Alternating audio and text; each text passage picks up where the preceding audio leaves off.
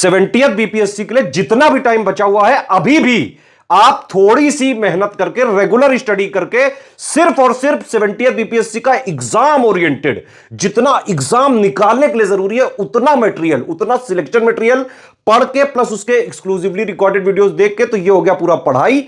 करीबन 2 घंटे की practice daily, paid quiz plus test series से, और प्लस हम जो पीवाईक्यू कंपाइल करके देते हैं वो, और लास्ट में रिवीजन। ये 3 चीजें करके करीबन 8-9 घंटे अगर आप अभी से भी दे दें तो पीटी आराम से निकल सकता है। सिर्फ और सिर्फ उतना दिया जाएगा जिससे 70th बीपीएससी का पीटी का कट ऑफ निकल जाए, चाहे जैसा पेपर आ जाए, easy, moderate, tough, analytical, conceptual, factual.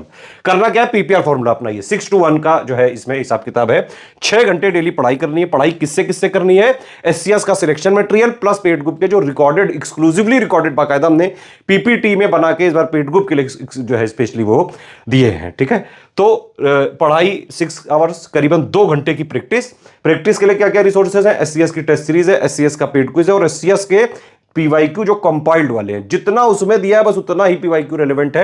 हम बाकायदा देखिए, जितने भी जैसे सालों के पेपर होते हैं, हम उसमें से जो इररिलेवेंट क्वेश्चन होते हैं, जैसे करंट वगैरह के क्वेश्चन आगे के एग्जामों के लिए रिलेवेंट नहीं होते हैं। ठीक है, कई सारे जो जीके वगैरह के फैक्ट्स बदलते जाते हैं वो भी आगे रिलेवेंट नहीं रहते हैं, तो उनको फिल्टर करके जो आज के लेटेस्ट ट्रेंड पैटर्न पर चल रहे हैं उस हिसाब से पूरी प्रैक्टिस हम करवाते हैं पेड क्विज में, टेस्ट सीरीज में। ठीक है, 1 घंटे का रिवीजन करना पड़ेगा। 9 घंटे अगर आप जो है टाइम दीजिए, सिर्फ ये 3 चीज कर लें, आराम से चाहे जैसा पेपर आ जाए कट ऑफ क्लियर हो सकता है।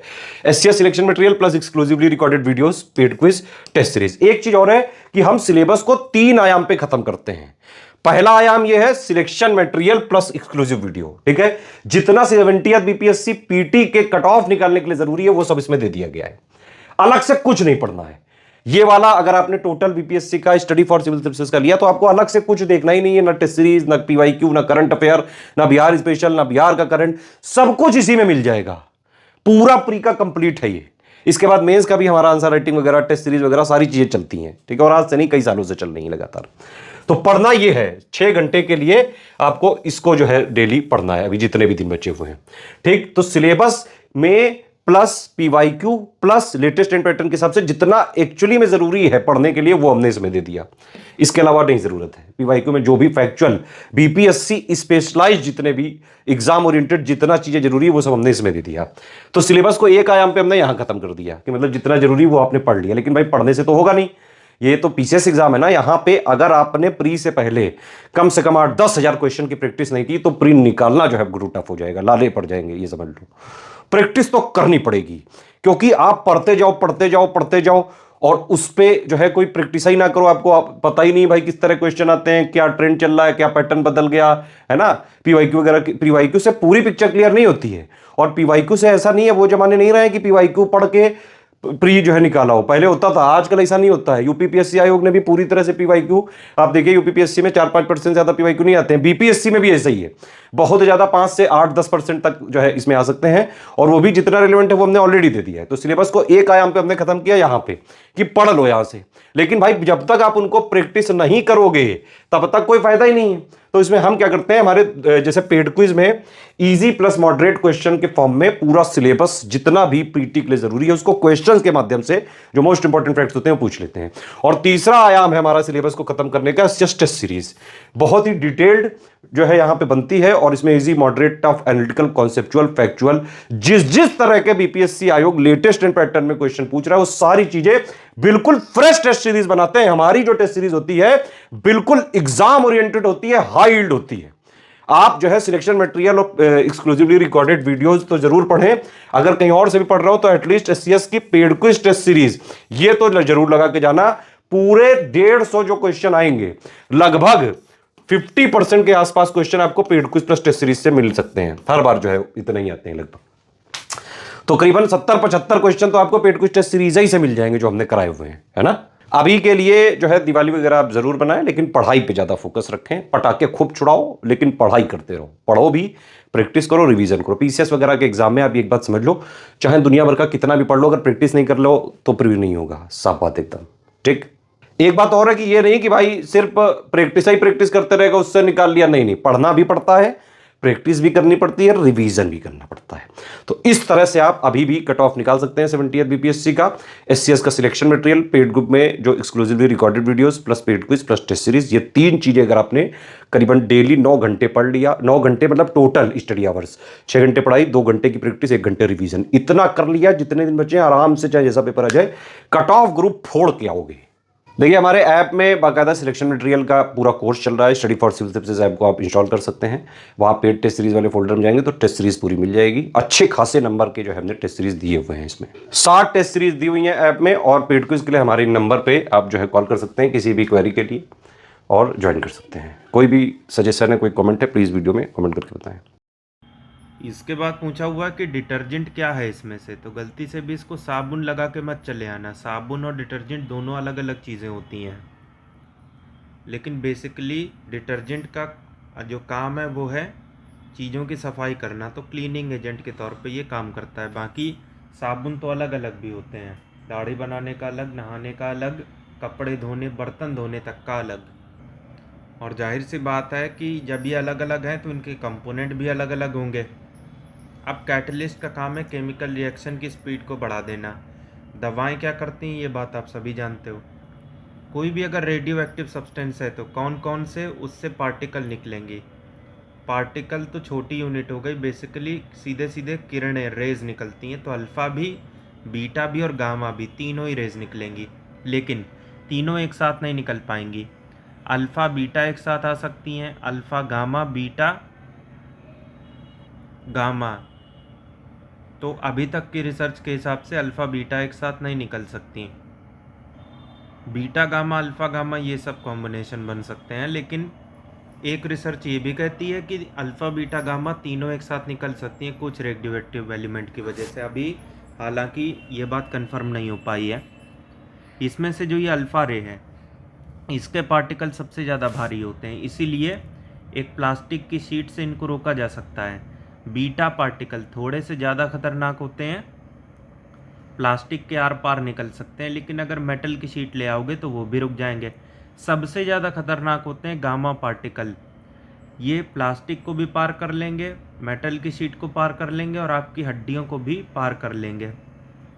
इसीलिए इनसे बचना सबसे ज़्यादा ज़रूरी होता है। तो फिलहाल इसका आंसर हो जाएगा डी, क्योंकि ये तीनों ही पार्टिकल यानी कि रेज निकल रही हैं। डॉल्फिन को किसकी कैटेगरी में रखा जाता है, तो मैमल की, क्योंकि ये सीधे सीधे बच्चे देती हैं। जो हमारी ब्लू व्हेल होती है ना, हाथी से भी बड़े साइज़ की मछली, वो भी सीधे सीधे बच्चे देती है। जो नॉर्मल मछलियाँ होती हैं वो अंडे देती हैं, इसलिए फ़िश की कैटेगरी में उनको नहीं रखा जा सकता। दूसरी चीज़ ये भी है कि जो नॉर्मल फ़िश होती हैं उसमें पाए जाते हैं गलफड़े, गिल्स, जिसकी वजह से वो सांस लेती हैं। बाकी व्हेल में और ये जो डॉल्फिन है इसमें नहीं पाए जाते हैं गिल्स। एम्फीबियन का मतलब है कि जो ज़मीन पानी दोनों में रह जाएं, जैसे कि मेढक हो गया और कछुए हो गए। रेप्टाइल जो रेंगने वाले होते हैं, जैसे हमारे घरों की छिपकली और इवन मगरमच्छ भी। अगर हम किसी बकरे का मांस खा रहे हैं तो हम किस टाइप की कैटेगरी में आते हैं, तो देखो जो घास फूस होती है जिसे प्लांट की कैटेगरी में रखा जाता है, ये तो है प्रोड्यूसर, क्योंकि फोटोसिंथेसिस की हेल्प से इसने अपने लिए खाना खुद प्रोड्यूस किया तो प्रोड्यूसर हो गई। जो इस पौधे को खाने आएगा वो प्राइमरी कंज्यूमर हो जाएगा। जैसे मान लो कोई बकरा आ गया, इसने घास चर ली, तो घास जो कि प्रोड्यूसर है उसको खाने वाला कौन होगा, प्राइमरी कंज्यूमर, जो कि हमारा ये बकरा है। अब इस बकरे को हम खा गए तो हम क्या हो गए, सेकेंडरी कंज्यूमर हो गए, बी। और जो हमें खा जाएगा वो टर्सरी कंज्यूमर होगा। लेकिन हम लोग के पास दिमाग है, गोली से उड़ा नहीं देंगे जो भी मारने आएगा। खैर वो तो अलग की बात हो गई। जिसके बारे में हम अभी तक बात करते आ रहे हैं कि सेल्सियस स्केल पे नॉर्मल बॉडी टेम्परेचर कितना होता है, तो 37 के आसपास, एक ही वैल्यू है सी। अब उसके बाद फ़ारेनहाइट में आपसे पूछ सकते हैं तो 98.4 या 6 जो भी गिवन हो, और अगर दोनों गिवन हो तो 98.4 मारना। कल को हो सकता है आपसे केल्विन में भी पूछ ले, तो 37 होता है डिग्री में, इसमें 273 जोड़ देना तो कितना हो जाएगा, 310 केल्विन। इसके बाद बताओ कि पूरे के पूरे सोलर सिस्टम में सबसे बड़ा प्लैनेट कौन सा है, तो ये है जुपिटर, जिसे बृहस्पति ग्रह भी कहते हैं। अभी तक जीवन सिर्फ पृथ्वी पर ही पॉसिबल है। मार्स पे पूरे चांसेस हैं कि जीवन आने वाले वर्षों में हो जाए, लेकिन अभी उसमें भी काफ़ी टाइम है। अब देखो जुपिटर जो है सबसे बड़ा प्लैनेट तो है, लेकिन सबसे ज़्यादा चांद उसके पास नहीं है। सबसे ज़्यादा चांद अभी सैटर्न के पास है 145। हालांकि एक समय ऐसा भी था जब जुपिटर के पास ही सबसे ज़्यादा चांद भी थे। और एनसीईआरटी में ये फैक्ट अभी तक अपडेटेड नहीं है, इसलिए उसका हवाला मत ले लेना। उसके बाद बताओ कि हवा के अंदर कौन सी ऐसी गैस है जो कि मैक्सिमम अमाउंट में होती है। तो नाइट्रोजन 78%, ऑक्सीजन 21%, बाकी 1% में सब आ जाते हैं। कार्बन डाइऑक्साइड भी आएगा, हाइड्रोजन भी आएगा, आर्गन तक चला आएगा। जो हमारे फेफड़े के अंत में एल्वियोली नाम के एयर बैग पाए जाते हैं ना, उनका काम होता है कि इस हवा में से 21% ऑक्सीजन को अलग करें और उसको खून में भेजें। और बॉडी सेल्स अगर उस ऑक्सीजन को यूज़ कर ले रही है तो वहाँ CO2 रिलीज़ होगी। अब इसका काम ये भी होगा एल्वियोली का कि CO2 को खून में से अलग करें और नाक के रास्ते से बाहर निकलवा दें। इसके बाद इसमें बताओ कि औरतों की तुलना में आदमियों में कलर ब्लाइंडनेस ज़्यादा क्यों पाई जाती है। वैसे अगर कलर ब्लाइंडनेस की बात करें तो आप लाल और नीले रंग में फ़र्क नहीं कर पाओगे। जैसे ये नीला है, इसको नहीं समझ पाओगे कि ये क्या है। अब देखो जो फीमेल होती हैं ये कैरियर की तरीके से काम करती हैं। इनके खुद कलर ब्लाइंडनेस हो जाए इसके चांस बहुत कम होते हैं, लेकिन ये अगली जनरेशन को कलर ब्लाइंड बना दें पूरे चांसेस इसी बात के होते हैं, क्योंकि जिस जीन में वो कलर ब्लाइंडनेस वाला डिफेक्ट है वो इन्हीं फीमेल के पास होता है। और इनका जो भी बच्चा होगा पूरे चांसेस हैं कि वो जीन उसमें ट्रांसफ़र हो जाए और वो कलर ब्लाइंड निकल आए। इससे एक बात तो साफ होती है कि जिस जीन में ये डिफेक्ट है कलर ब्लाइंडनेस वाला, इसको लेके कौन घूमती हैं तो फीमेल। अब इसके शिकार कौन हो जाते हैं तो ज़्यादातर मेल। अब इसका मतलब ये नहीं कि फ़ीमेल को कलर ब्लाइंडनेस होगी ही नहीं, लेकिन इसके चांसेस बहुत ही कम होते हैं। तो फिलहाल सवाल पे आते हैं। पूछा हमसे ये जा रहा है कि ऐसा क्यों होता है कि हम लोगों को कलर ब्लाइंडनेस जल्दी हो जाती है किसी फीमेल की अपेक्षा। ऐसा इसलिए क्योंकि जो मेल होते हैं उनमें XY टाइप के क्रोमोसोम होते हैं, जबकि जो फीमेल होती हैं उसमें X क्रोमोसोम 2 होते हैं। ठीक, अब दिक्कत ये आती है कि जो डिफेक्ट ये कलर ब्लाइंडनेस वाला है इसका जीन केवल X क्रोमोसोम में ही पाया जाएगा। और अगर वो डिफेक्टिव जीन हमें मिल गया तो अपने पास तो एक ही X क्रोमोसोम है, दूसरा तो है नहीं, इसलिए अपने बचने के चांसेस कम हो जाते हैं। वहीं पे जो फीमेल होती हैं उनके पास X क्रोमोसोम 2 हैं, तो मान लो एक में अगर वो डिफेक्टिव जीन आ भी गया तो दूसरा तो सेफ है ना। तो देखो इसका आंसर होगा कि उनके एक ही क्रोमोसोम होता है, इसलिए C। बाकी ये जो दूसरे ऑप्शन लिखे हुए हैं कि उनके मेंटल स्ट्रेस ज़्यादा होता है, तो ये भी ज़रूरी नहीं है, क्योंकि जो औरतें जॉब करती हैं मेंटल स्ट्रेस उन्हें भी हो सकता है। अब उनके फैट कम होता है, मतलब हम लोगों के, आपको ये बात बता दें कि औरतों की अपेक्षा आदमियों में फ़ैट कम होता है। देखो जैसे मेरा वज़न है 80 किलो और मैं दिखता हूँ अच्छा खासा पतला इंसान, ठीक। अगर मेरे बराबर की कोई महिला 80 किलो की आ जाएगी तो वो कैसी दिखेगी खुद ही अंदाज़ा लगा लेना। वैसे मुझे नहीं पता कि A, B और D ये इलॉजिकल ऑप्शन यहाँ क्यों दे रखे हैं, लेकिन मुझे ये ज़रूर पता है कि आपका रिएक्शन क्या होने वाला है इन ऑप्शन को देखने के बाद। यहाँ से एक ज्योग्राफी का सवाल है आपके लिए कि अर्थ में किस लैटिट्यूड के आसपास आपको रेगिस्तान ज़्यादा देखने को मिलते हैं। तो 15 से 30 डिग्री लैटिट्यूड के बीच में आपको रेगिस्तान देखने को मिलेंगे। अब इस रेंज में कौन सी वैल्यू आ रही है आप खुद ही देख लो, 23 डिग्री।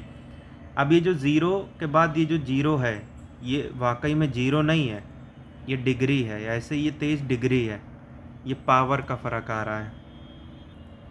ओजोन लेयर की हाइट कितनी होती है तो 15 से 35 किलोमीटर ट्रोपोस्फियर में और 35 से 50 होती है स्ट्रेटोस्फियर में, क्योंकि जो बैड ओजोन है ट्रोपोस्फियर वाली वो इतने में पाई जाएगी और इसके ऊपर मिलेगा आपको स्ट्रेटोस्फियर जहाँ पे एरोप्लेन उड़ते हैं, वहाँ पे गुड ओजोन पाई जाएगी, क्योंकि वही वाली ओजोन जो है यूवी रेस से हमारी रक्षा करती है। अब नीचे वाली ओजोन तो जीना हराम कर देती है, उसको सूंघ लीजिएगा तो आपको समस्या हो जाएगी फेफड़े की, ब्रोंकाइटिस, अस्थमा और पता नहीं क्या क्या।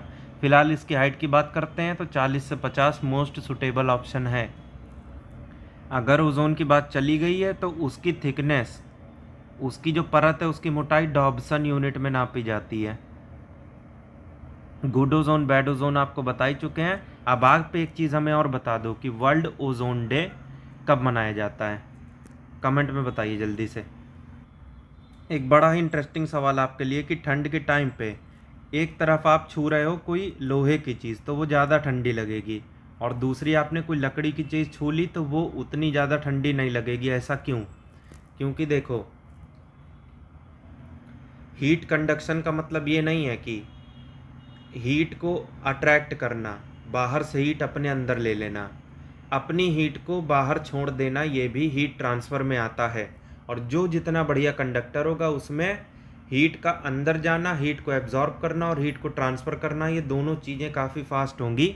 अब इसमें हमें साफ दिख रहा है कि जो ये मेटल का ब्लॉक है, आयरन का, ये अच्छा खासा कंडक्टर है, तो इससे ठंड के टाइम पे हीट फटाफट से निकल के एटमॉस्फेयर में चली जाएगी और ये खुद कैसा पड़ जाएगा, तो ठंडा।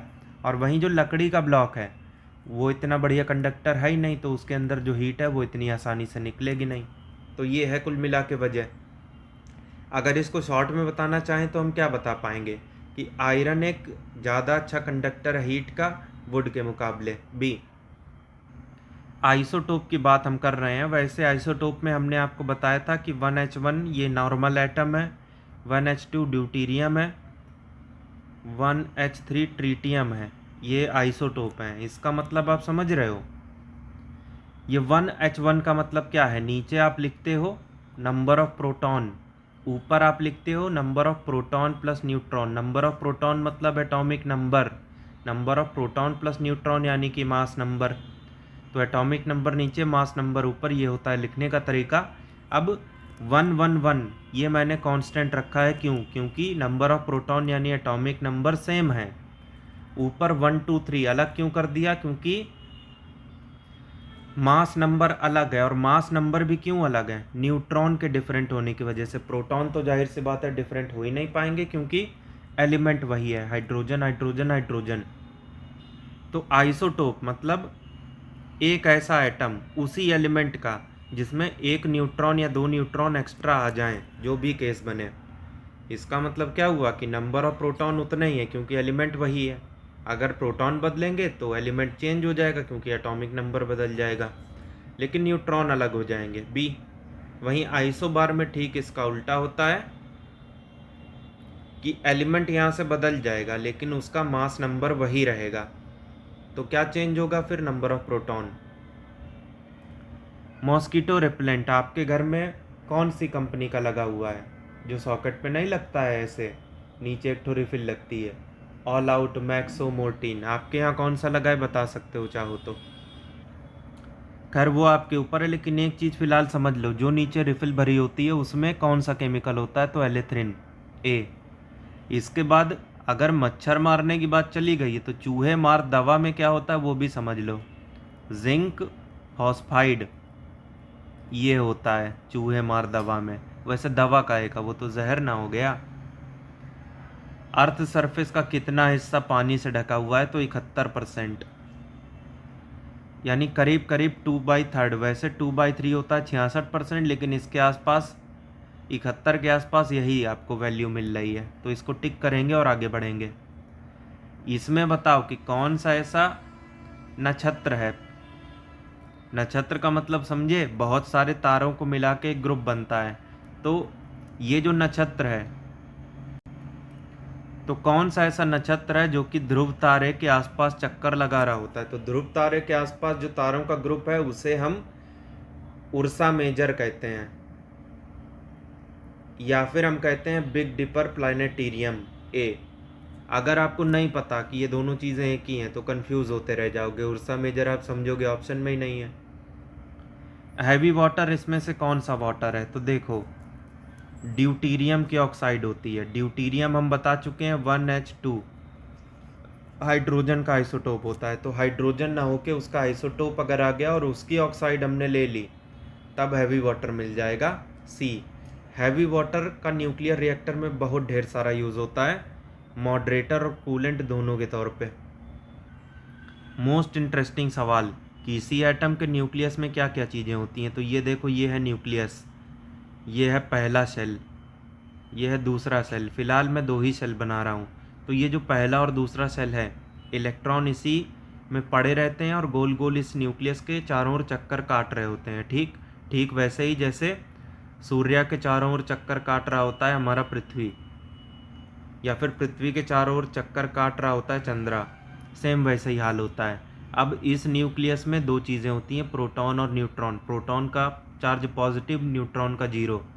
अब इलेक्ट्रॉन का चार्ज होता है नेगेटिव। और अगर एटम है आपके पास तो जितने प्रोटॉन होंगे उतने इलेक्ट्रॉन होंगे। प्रोटॉन के सारे चार्ज मिला दो और इलेक्ट्रॉन के सारे चार्ज मिला दो, दोनों सेम है, तो नेट में कोई चार्ज बचेगा नहीं और एटम हो जाएगा न्यूट्रल। ये बेसिक बात तो अपने को पता होनी ही चाहिए। फिलहाल हमसे पूछा न्यूक्लियस में क्या मिलेगा, प्रोटॉन न्यूट्रॉन दोनों मिलेंगे। सी। न्यूक्लियस की डिस्कवरी किसने की थी, रदरफोर्ड ने। प्रोटॉन की डिस्कवरी किसने की थी, वो भी रदरफोर्ड ने। इन्हीं का नाम ध्यान रखिएगा। अगर रदरफोर्ड ऑप्शन में ना हो तो गोल्डस्टीन मारिएगा, क्योंकि गोल्डस्टीन के सारे एफर्ट थे, लेकिन फाइनल क्रेडिट मिला था प्रोटॉन की डिस्कवरी का रदरफोर्ड को।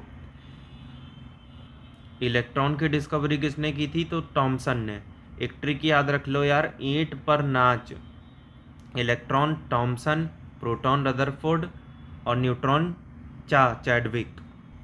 20 साल की एज तक अपने शरीर में कितनी हड्डियां हो जाती हैं, 18 के बाद।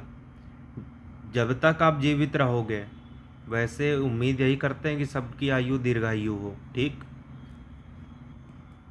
तो 206 हड्डियां होती हैं, लेकिन अगर आप पैदा हुए होते हो जस्ट, तब 300 के ऊपर होती हैं। फिलहाल आप ये समझो कि लगभग पूछा हुआ है, अबाउट, तो 200 को टिक करोगे और आगे बढ़ोगे। अगर यहाँ पे एग्जैक्ट पूछा होता तब नन ऑफ दीज मारना पड़ता, क्योंकि 206 तो ऑप्शन में है नहीं। HIV वायरस से क्या होता है, तो एड्स होता है, ये बता चुके हैं पूरी डिटेल। बाकी दूसरे ऑप्शन पे भी एक बार नज़र मार लो, TB यानी टेलीविज़न नहीं, ट्यूबरकुलोसिस, जो कि एक बैक्टीरिया से रिलेटेड बीमारी है। कौन सा बैक्टीरिया होता है इसके पीछे, तो माइकोबैक्टीरियम ट्यूबरकुलोसिस। डायरिया वायरस से भी हो सकता है, बैक्टीरिया से भी हो सकता है। अगर यकीन नहीं आता तो कोविड जिनको हुआ था डायरिया, उनको भी हुआ था। 85 छोटा सा न्यूमेरिकल है, बस एक कॉमन सेंस की बात आपको ध्यान रखनी है, तब जाके ये आसानी से हो पाएगा। वरना कुछ लोग तो ये सोचते हैं कि बताओ यार फॉर्मूले भी रटवाने पड़ रहे हैं। तो 10th क्लास तक के जितने भी बेसिक सी इक्वेशंस हैं अलग अलग चीज़ों की, जैसे प्रेशर होता है force by area, kinetic energy होता है हाफ mv², पोटेंशियल एनर्जी होता है mgh, mdh मसाला नहीं, m/g/h, area of triangle half into base into height. वैसे भी 10 क्वेश्चन की तैयारी तो करोगे ना मैथ्स के लिए, तो उसमें तो फॉर्मूले आपको पता होने ही चाहिए। फिलहाल क्वेश्चन में आगे बढ़ते हैं। अभी देखो 100 वाट का एक बल्ब है, 10 घंटे के लिए जल रहा है, कितनी यूनिट इसमें खर्चा होंगी, तो बिजली का बिल निकलता है किलोवाट आवर से, यानी कि आप जो भी पावर ले रहे हो वो किलोवाट में लोगे, तो 100 वाट मतलब इतने किलोवाट, ठीक। टाइम है 10 घंटा, तो घंटे में कोई प्रॉब्लम नहीं है, एक यूनिट सीधे सीधे आ रहा है बी। अब इसके बाद एक लेंस है, उसकी पावर दे रखी है +2 dioptre, power of lens dioptre में नापी जाती है, ये बात ध्यान रखना। फोकल लेंथ मीटर में नापी जाती है, लेकिन ज़्यादा करके सेंटीमीटर में आती है, क्योंकि आप खुद ही सोचो किसी चश्मे की सहायता से आप किलोमीटर की रेंज में तो नहीं देख पाओगे ना। तो खैर पावर होती है 1/, फोकल लेंथ, या फिर अगर फोकल लेंथ निकालनी है तो 1/, पावर, ये भी लिख सकते हो आप। तो जिन बेसिक फार्मूलों की मैंने बात की ये भी उसी में से एक है। अभी देखो 1/2 का मतलब हुआ 0.5 मीटर, यानी 50 सेंटीमीटर। इसमें से बताओ कंप्यूटर की लैंग्वेज कौन सी एक नहीं है, तो बेसिक है, फोर्ट्रैन है, सी है, लेकिन फास्ट कोई लैंग्वेज नहीं है, ये ऑप्शन यहाँ से सही हो गया। कार बैटरी में इलेक्ट्रोलाइट के तौर पे क्या यूज़ करते हो, तो वीडियो की शुरुआत में बता चुका हूँ, सल्फ्यूरिक एसिड आप यूज़ करते हो। कार क्यों, ट्रैक्टर और बस की बैटरी में क्या दिक्कत है, उसमें भी यूज़ कर लो। अभी देखो 1 पिकोग्राम में कितना होता है, 10⁻⁻12, 10⁻⁻9 का मतलब होता है नैनो, -6 माइक्रोन यानी माइक्रोमीटर, जो भी आप बोलना चाहो। 10⁻⁻12 पी को बता ही चुका हूँ, 10⁻15 होता है माइनस का फेम्टोग्राम। अगर मीटर में देखोगे तो फर्मी मीटर, फर्मी मीटर में जो न्यूक्लियस होता है ना एटम की, उसकी रेडियस को नापा जाता है।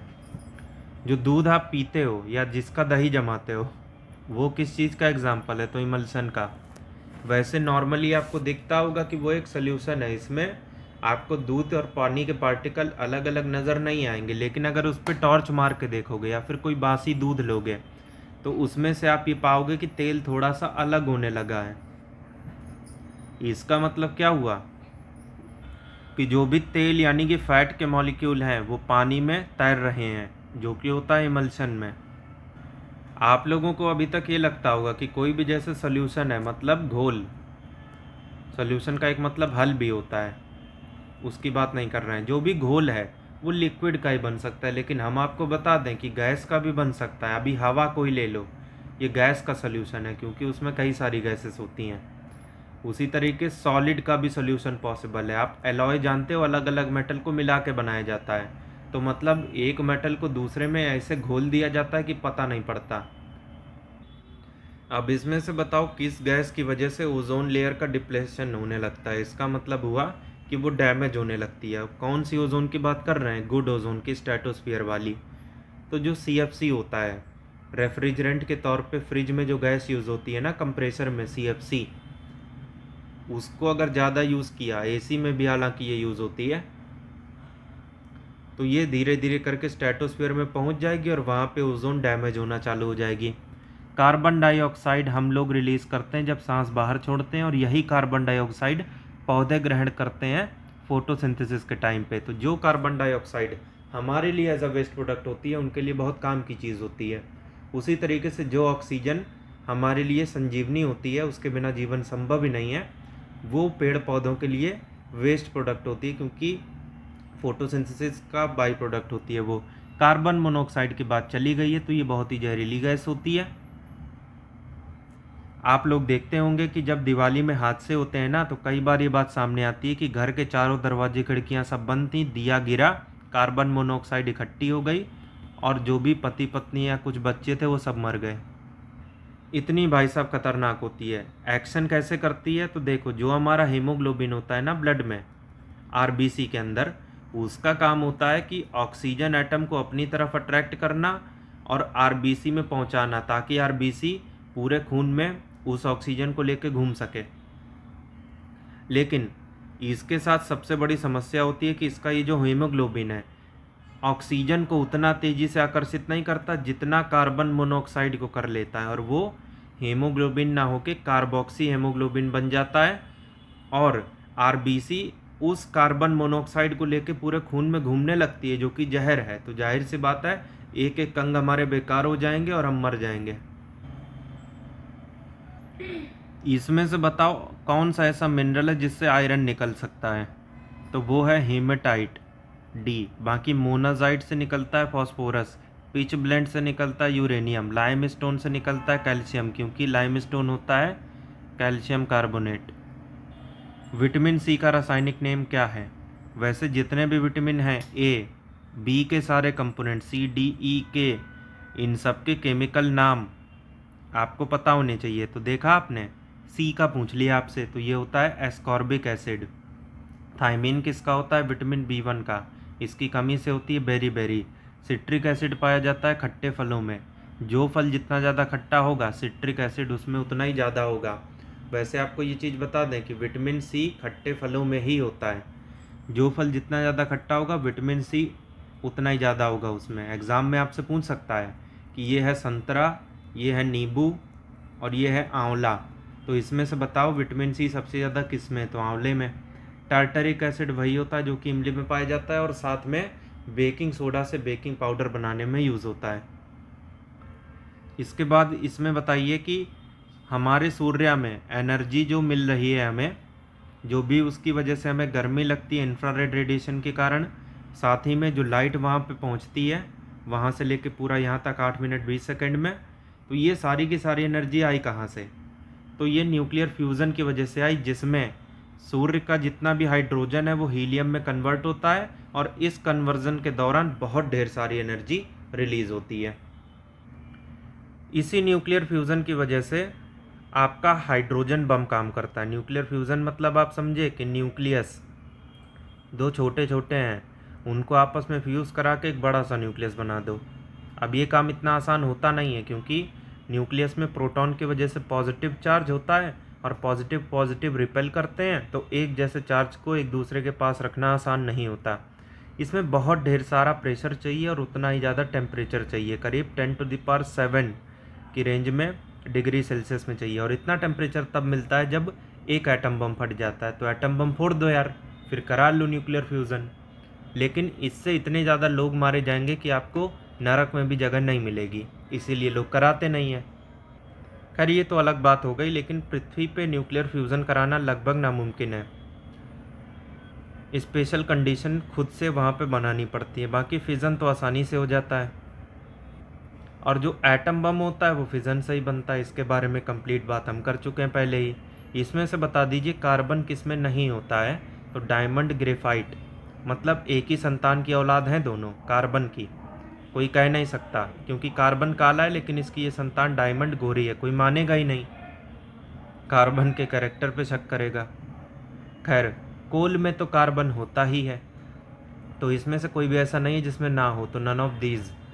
CV रमन साहब को फिजिक्स में नोबेल प्राइज़ मिला था 1930 में, और तब से लेकर आज तक किसी भी भारतीय को साइंस के क्षेत्र में नोबेल प्राइज़ नहीं मिल पाया है। इकोनॉमी की मैं बात नहीं करता, ना पीस की।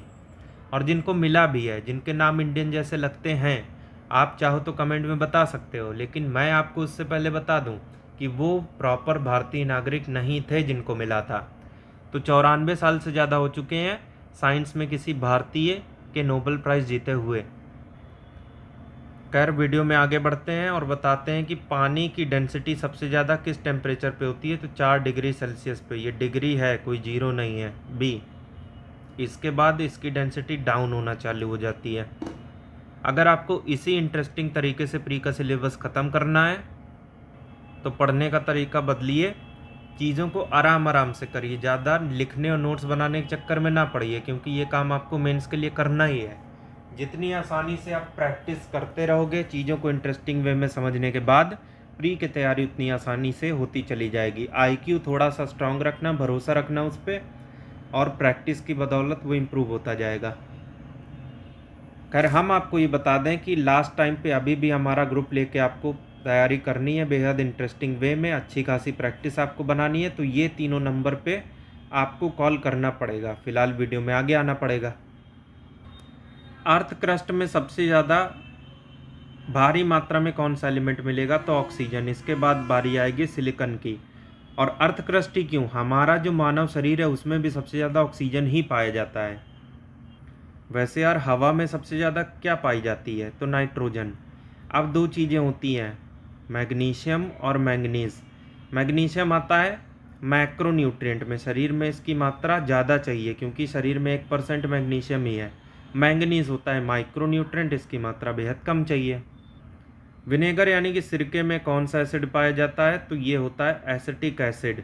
साइट्रिक एसिड, खट्टे फलों में जो फल जितना ज़्यादा खट्टा उतना ही उसमें साइट्रिक एसिड। ऑक्जेलिक एसिड पाया जाता है सेब और पालक में। हाइड्रोक्लोरिक एसिड पाया जाता है पेट में।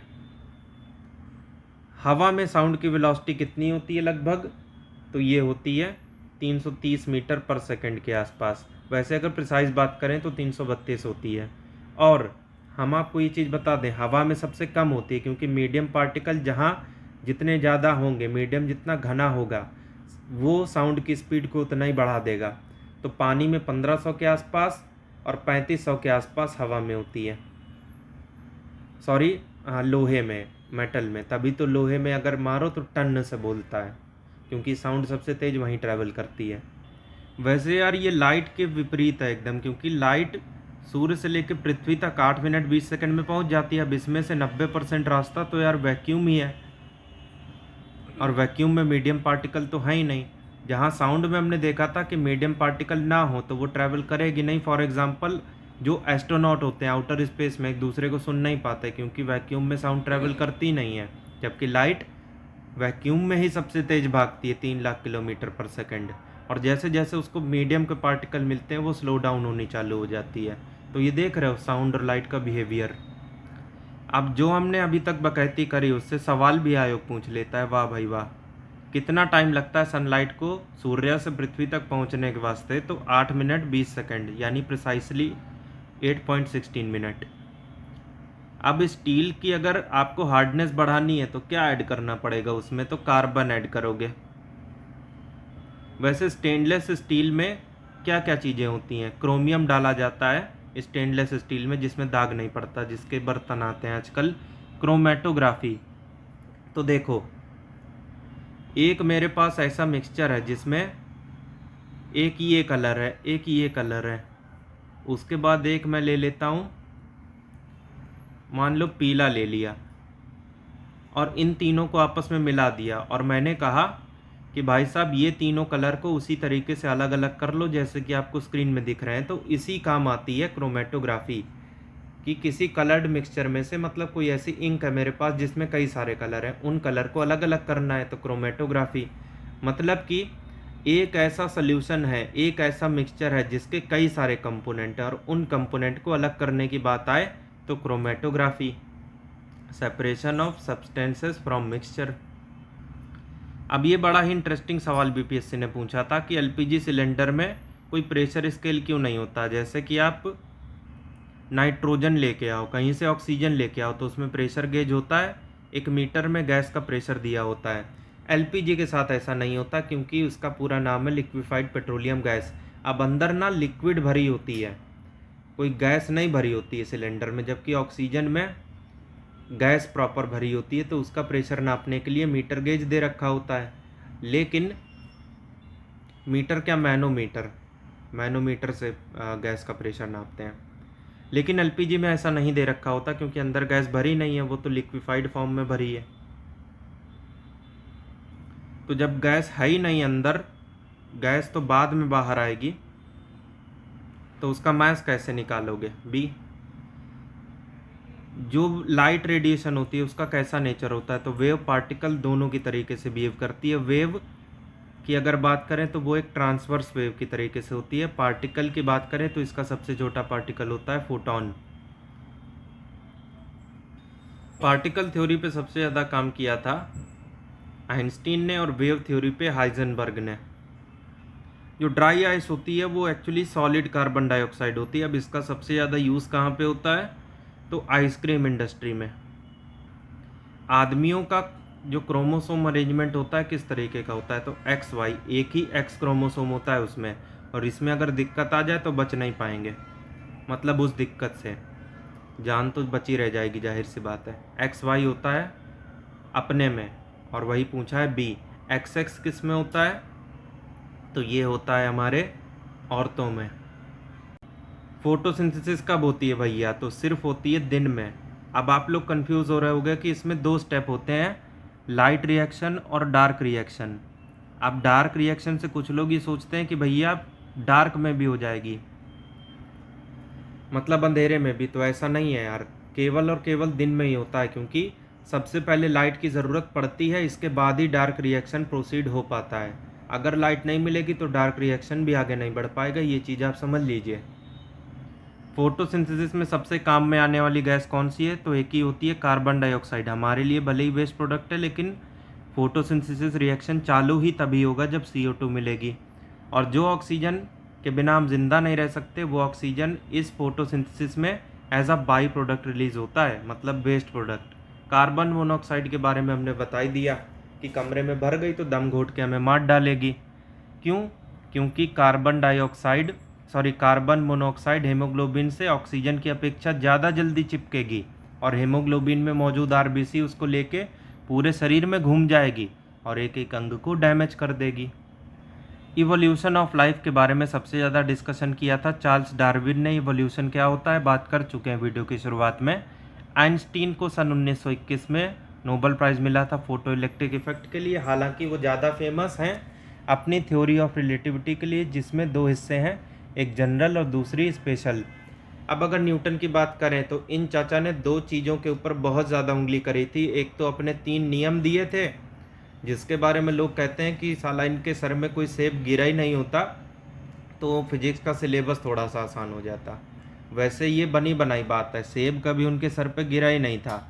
एक्चुअली उन्होंने सेब को गिरते हुए देखा था कहीं और। खैर ये तो अलग बात हो गई। और दूसरी चीज़ है ग्रेविटेशन, मतलब गुरुत्वाकर्षण। इसके बारे में कभी और बात करेंगे। किस मेटल का एलॉय यूज़ होता है? एरोप्लेन और रेलवे का जो कंपार्टमेंट होता है, ट्रेन का डिब्बा, उसमें जो लोहे के बने सब्सटेंस होते हैं, एक्चुअली उसमें लोहा होता ही नहीं है, उसमें एल्युमिनियम का एलॉय यूज़ होता है, सी।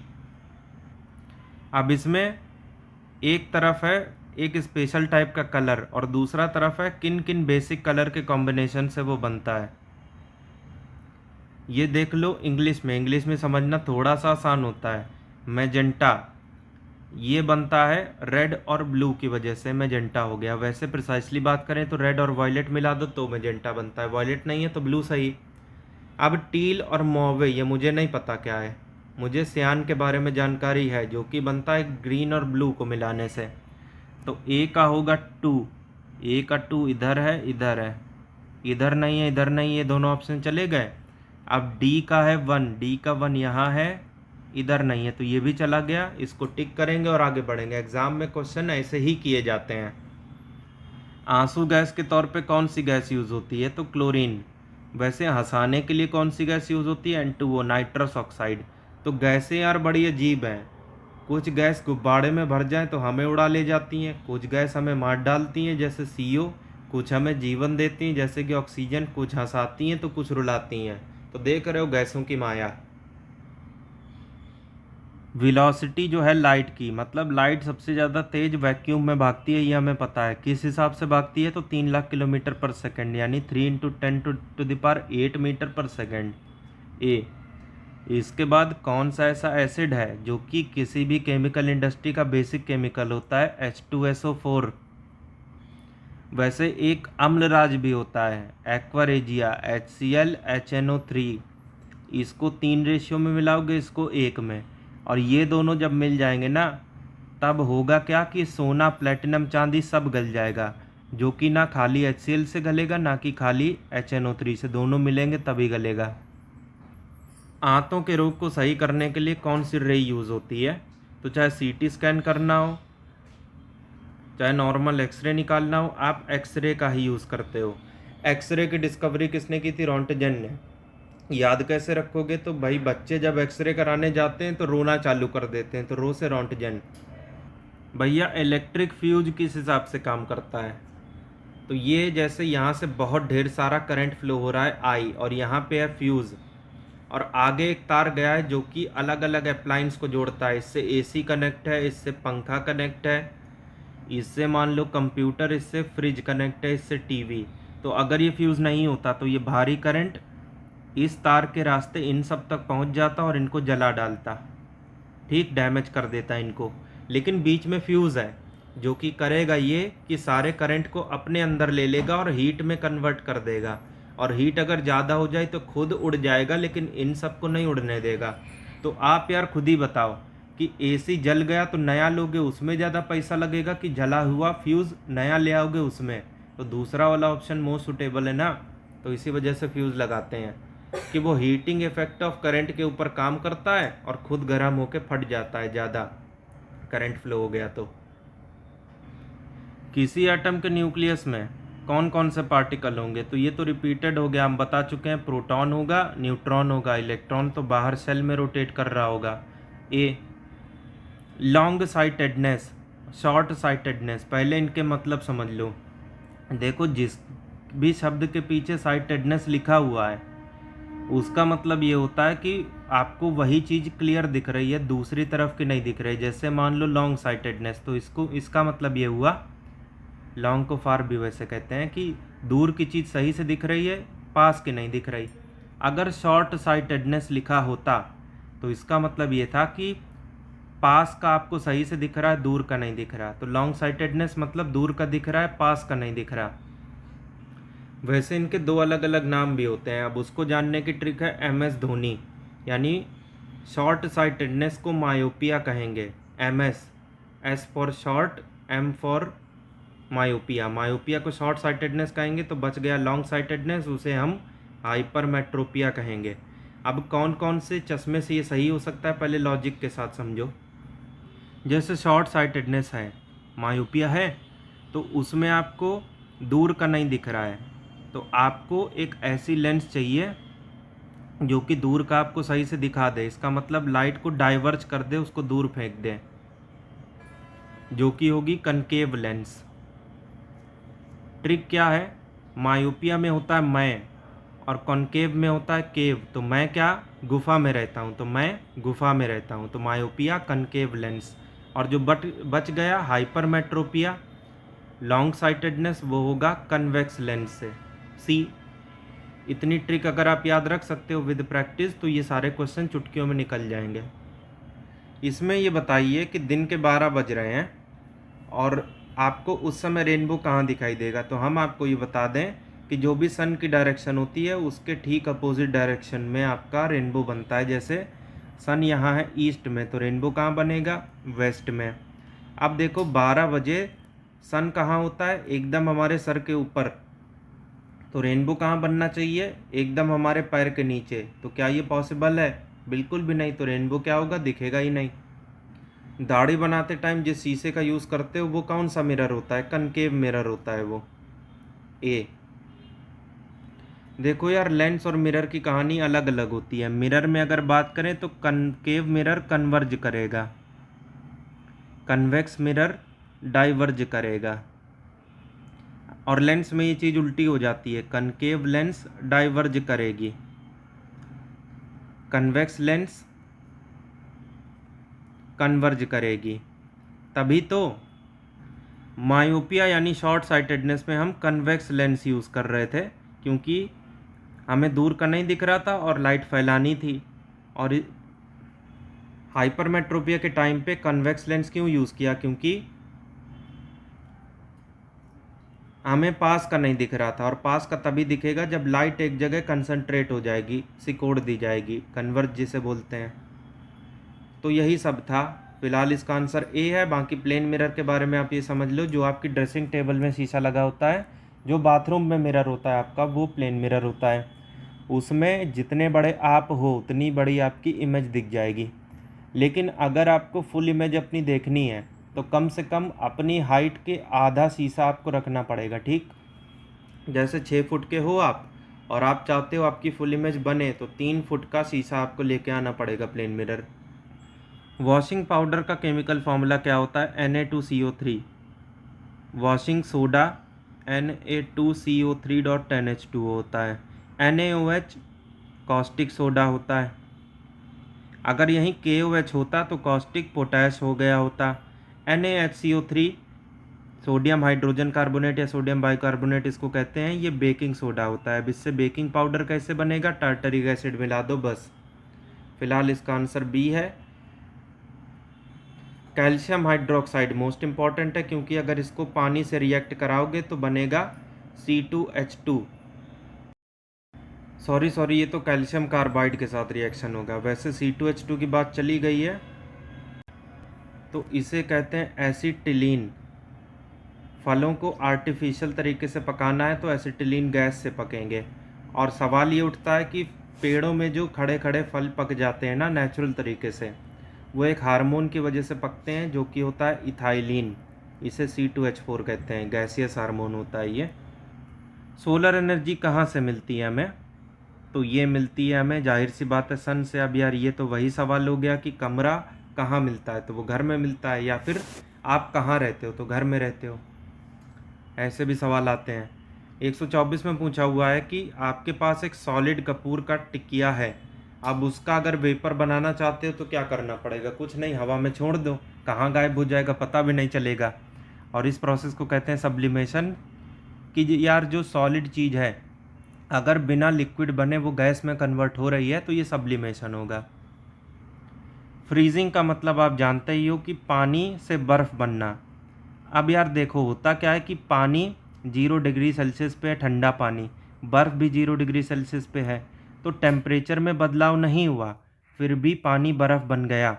ये कैसे हुआ, क्योंकि इस ठंडे पानी में से हमने थोड़ी हीट निकाल ली। तो जो हीट हमने निकाली उसे हम कहेंगे लेटेंट हीट ऑफ फ्यूज़न। उसी तरीके से ये खौलता हुआ पानी है 100 डिग्री सेल्सियस पे, और ये 100 डिग्री सेल्सियस पे स्टीम बन गई है, गैस। तो ऐसा कैसे हो गया? इस 100 डिग्री के गर्म पानी में हमने कितनी हीट दे दी, तो ये हो गया, इस हीट को हम कहेंगे लेटेंट हीट ऑफ वेपराइजेशन। ये बेसिक से फंडे आपको पता होने चाहिए। तो जो ये उबलता हुआ पानी स्टीम बना, इसे कहेंगे बॉइलिंग, और फ्रीजिंग हमने बता ही दिया। 125 में पूछा हुआ है कि ऐसा कौन सा प्रोसेस है जिसकी सहायता से जो भी पेड़ पौधे, घास फूस, इवन जो एल्गी हैं यानी शैवाल, वो अपना खाना खुद बना लेते हैं, तो वो है फोटोसिंथेसिस। जो खाना बन के तैयार होता है वो ग्लूकोज होता है।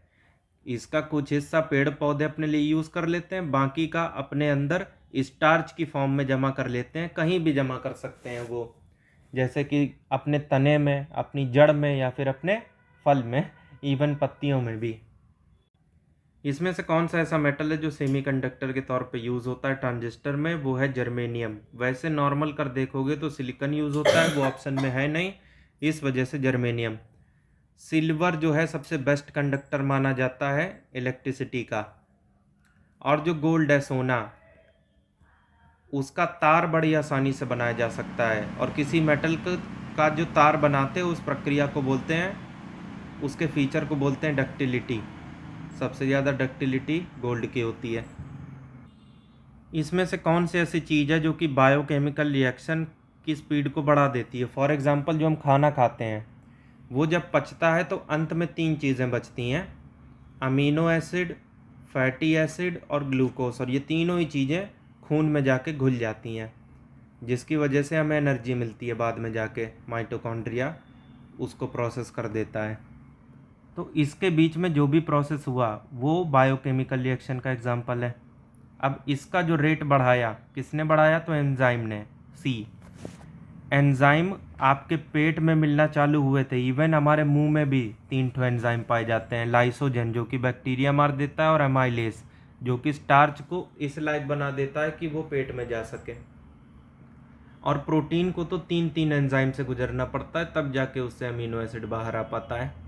तो एंजाइम का ये महत्व होता है। अब एंजाइम ना एक्सोक्राइन ग्लैंड से निकलते हैं और इनका रास्ता फिक्स होता है, और इनको रिलीज़ करवाने के लिए उस जगह पे डक्ट होता है, समझ रहे हो?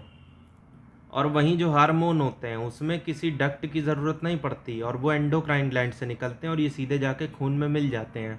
जबकि एंजाइम अगर खून में चले गए तो दिक्कत हो जाएगी, इसलिए भगवान ने ऐसा सिस्टम बनाया कि वो खून में जाए ना। इसमें से कौन सी ऐसी चीज़ है जिसकी वजह से हमें डायबिटीज़ हो सकता है? तो वो है इंसुलिन। अब देखो, जो हमारा पैनक्रियाज होता है, जो कि दूसरे नंबर की सबसे बड़ी ग्लैंड है, और ये एक मिक्स्ड ग्लैंड है, इससे एंजाइम भी रिलीज होते हैं तो ये एक्सोक्राइन हो गई, इससे हार्मोन भी रिलीज होते हैं तो ये क्या हो गई? एंडोक्राइन हो गई। तो ये दोनों फीचर जिस भी ग्लैंड में पाए जाएंगे तो वो मिक्स्ड ग्लैंड हो जाएगी। तो पैनक्रियास मिक्स्ड ग्लैंड का एग्जाम्पल है। दूसरी सबसे बड़ी ग्लैंड है, पहले नंबर की है लीवर, जो कि एक एक्सोक्राइन ग्लैंड है। इस पैनक्रियास से ट्रिप्सिन नाम का हार्मोन निकलता है, जो कि पेप्टोन को पेप्टाइड में तोड़ देता है। हार्मोन नहीं, वो एंजाइम होता है, सॉरी। और अगर हार्मोन की बात चली गई है तो लैंगरहैंस नाम के साइंटिस्ट ने एक खोज की थी जिसमें यह पता चला था कि इस पैनक्रियास की जो सेल्स होती हैं वो गुच्छों की तरीके से अरेंज होती हैं, ठीक वैसे ही जैसे अंगूर के गुच्छे होते हैं। और इन गुच्छों को इन्होंने अपने नाम की दीपिका दे दिया था, आइसलेट्स ऑफ लैंगरहैंस। अब कुछ लोग कहेंगे कि लैंगरहैंस की दीपिका ही क्यों है, करीना क्यों नहीं है? तो यहाँ किसी हीरोइन की बात हम थोड़ी ना कर रहे हैं, यहाँ पे हम गुच्छे की बात कर रहे हैं, और गुच्छे को आइसलेट्स यानी दीपिका कहते हैं।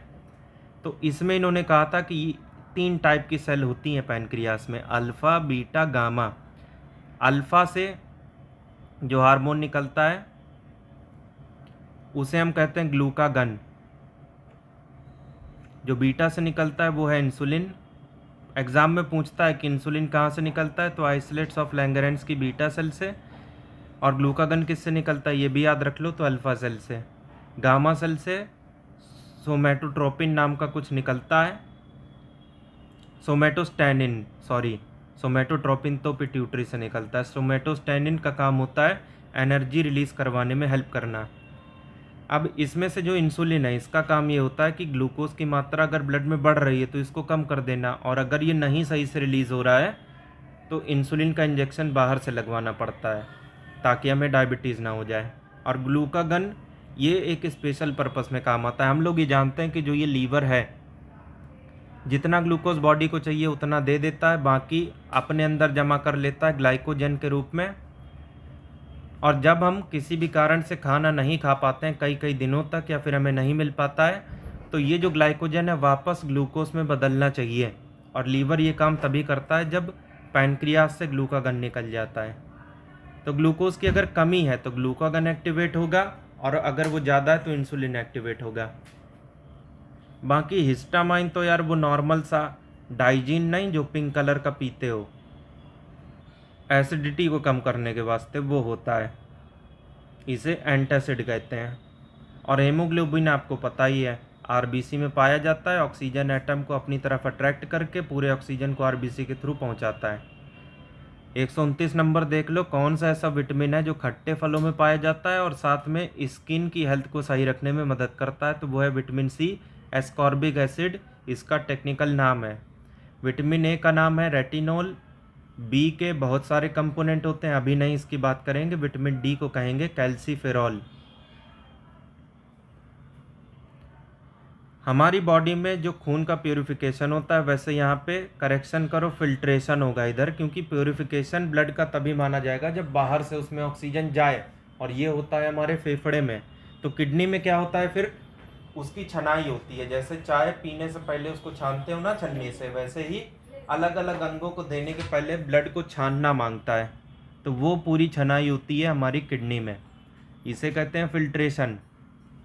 तो ये जो फिल्ट्रेशन की प्रक्रिया होती है जिसके थ्रू इनपुट में पूरा का पूरा खून जो भी 5 लीटर बना बॉडी में वो जाएगा और उसके बाद आउटपुट में बाहर आ जाएगा, और बीच में जो भी उससे इसकी गंदगी होती है वो अलग कर ली जाएगी। इस प्रोसेस को बोलते हैं डायलिसिस। हमारे शरीर में नेचुरल रूप से ये होता है, लेकिन अगर नहीं हो पाया, किडनी फेल हो गई, तो बाहर से करवाना पड़ता है डायलिसिस, ये बात आप जानते ही हो।